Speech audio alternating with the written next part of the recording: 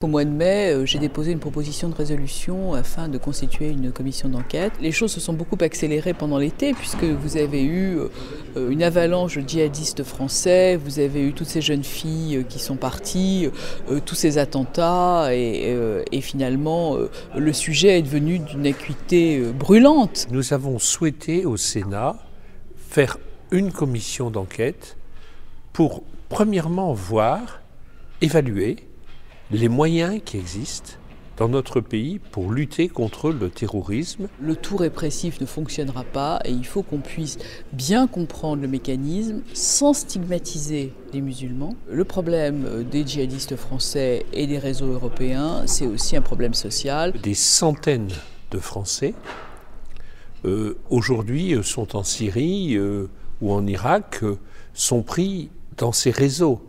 Et notamment beaucoup de jeunes. 25% des gens qui partent faire ce djihad sont des convertis, c'est-à-dire sont des chrétiens convertis à l'islam, qui ne sont pas convertis à l'islam par conviction, qui sont aussi convertis à l'islam pour aller faire une guerre sainte, abonder une armée de terroristes. Il y a de la propagande, en particulier sur Internet, de l'apologie du terrorisme, avec des images épouvantables. L'Internet est l'agent recruteur du djihad. C'est le principal acteur à la fois de conversion et à la fois de promotion. Il y a un système qui s'appelle Daesh, qui est très puissant, qui vit avec le pétrole, les ressources du pétrole vendues de manière qui n'est pas claire.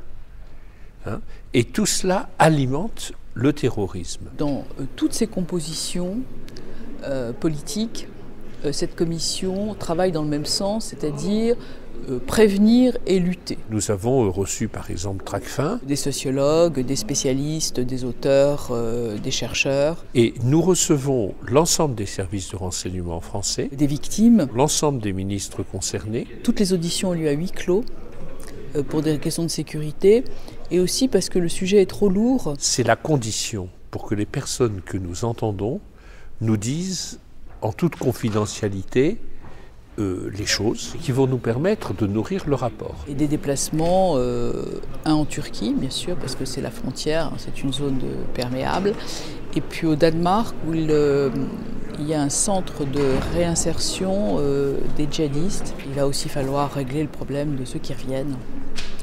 Et donc je crois qu'on a du travail. Le rapport paraît 6 mois après la constitution de la commission d'enquête et j'espère qu'il sera un document utile par rapport à la lutte contre les horreurs qui se développent, hélas, qui nient l'humanité.